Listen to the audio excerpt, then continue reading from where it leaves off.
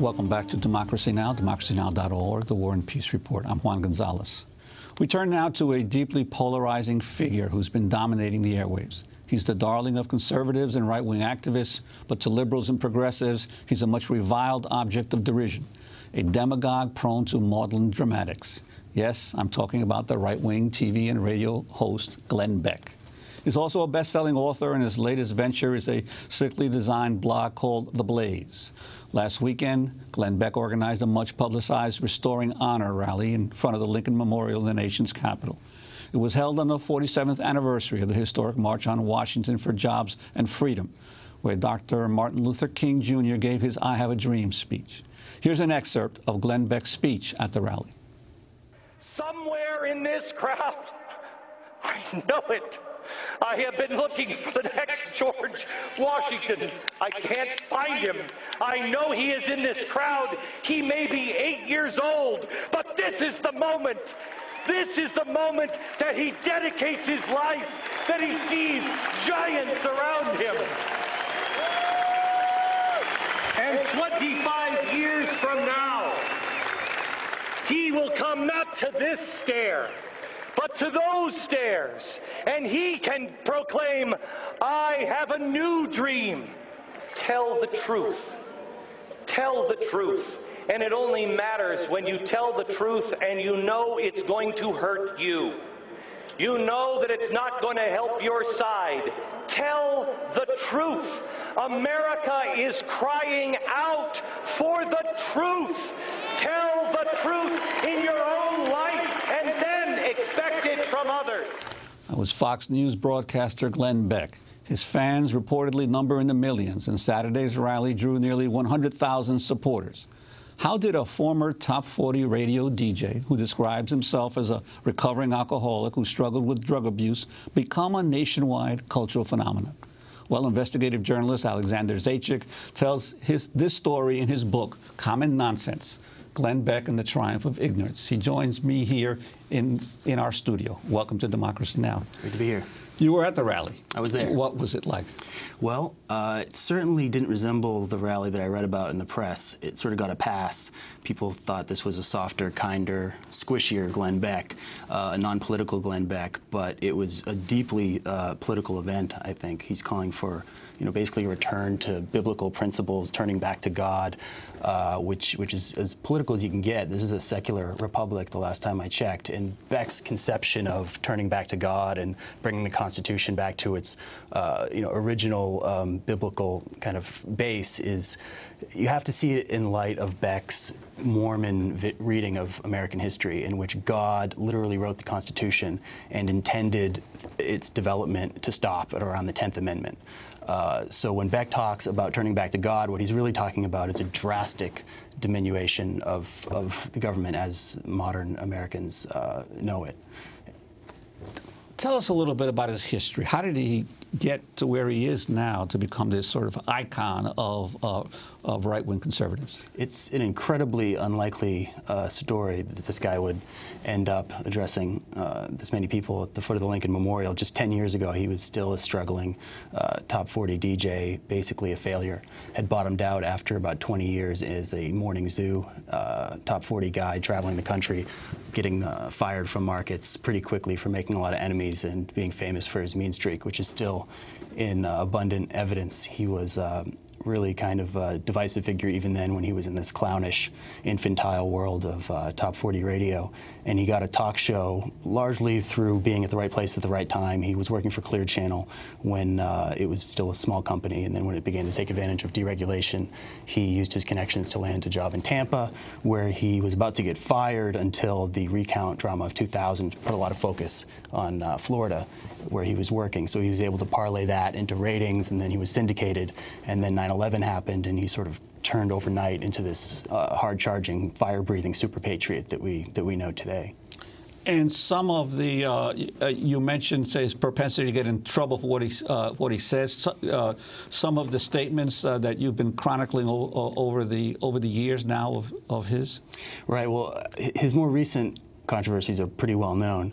But even going back to the 80s and 90s, he was known for a racist, sexist shtick. He famously or infamously called up the wife of a competing DJ in Phoenix in the mid-'80s and mocked her for having a miscarriage live on the air.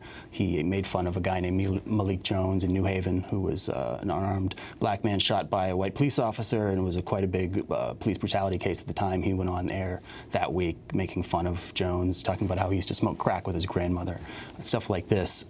So, you know, this Glenn Beck that is so divisive today has been there the whole time. And the idea that he had this, you know, transformative experience when he became a Mormon and became a good guy and is this sort of moral beacon is just ludicrous. Well, Glenn Beck was on Fox News Sunday with Chris Wallace discussing his Restoring Honor rally and how he plans to, quote, reclaim the civil rights movement. When Wallace asked him about Dr. Martin Luther King Jr.'s vision of economic justice, Beck said that's a part of the civil rights leader's message that he didn't agree with. Reclaim the civil rights, meaning people of faith that look at equal justice and look at every man the same. That's who needs to reclaim it. Not the politicians, not the parties, not white people or black people. But Glenn, people of faith. But Glenn, the civil rights movement always had an agenda beyond just equality, beyond just, quote, justice. The full name of the march 47 years ago was the March on Washington for Jobs and Freedom. One of the speakers at the event was a labor leader, A. Philip Randolph, who talked about the injustice of people who live in poverty. John Lewis, then a student, now a congressman, said this at the event: "We need a bill that will ensure the equality of a maid who earns $5 a week in the home of a family whose total income is $100,000 a year." The civil rights movement was always about an economic agenda. Well, you know what, Chris? I think that is part of it, but that's a part of it that I don't agree with. I think the bigger part, the thing that we fail to recognize is the racial politics. And last year, Glenn Beck accused President Obama of being a racist and having a, quote, deep-seated hatred for white people. Well, on Sunday, Fox News' Chris Wallace played that clip for Glenn Beck. This president, I think, has exposed himself as a guy over and over and over again who has a deep-seated hatred for white people or the white culture. I don't know what it is. This guy is, I believe, a racist. Question. After that, do you have any credibility talking about reclaiming the civil rights movement?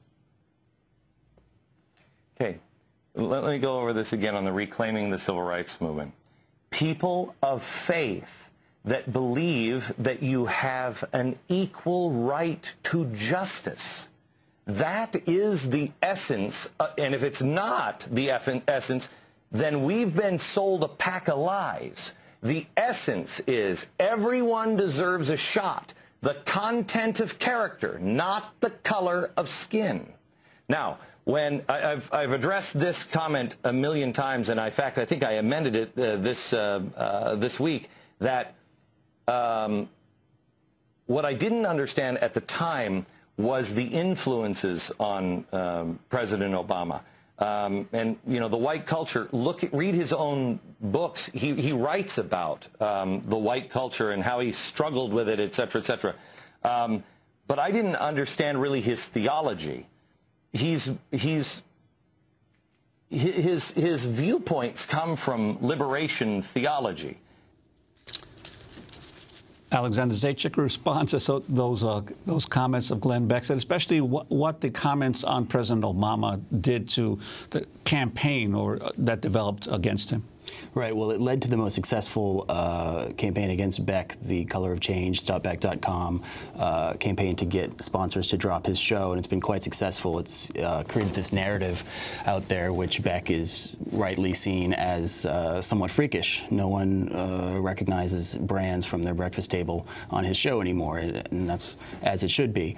Yeah, as for the comments about Barack Obama's liberation theology, you know, it's hard to know where to begin. This is just kind of classic Beck, and it's part of his larger campaign against social justice, which is a combination of this sort of classic Beck trifecta of ignorance, provocation, and pretty sly racial innuendo, which comes pretty effortlessly to him. As for the Martin Luther King appropriation, he clearly would have put King on his chalkboard had they been contemporaries. Beck not only would have honed in on King's connections to real radicals, but he also would have, called him a cockroach for spreading the virus of social justice. This is the kind of language that he engages in on a regular basis, which is what makes him so dangerous. He's injected this language that is pretty foreign to American political discourse, this sort of pre-Hitlerian almost talk of cockroaches, rats, viruses, cancers,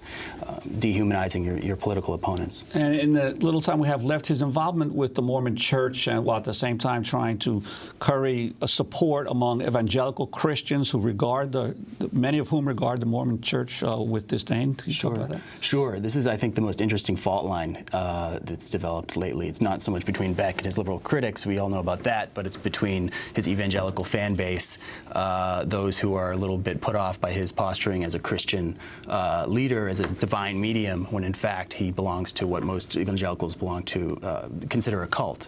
So it's a little strange also that he would be throwing stones at other people's Christianity when he himself is in a pretty big glass house when it comes to, at least as his fans understand his faith.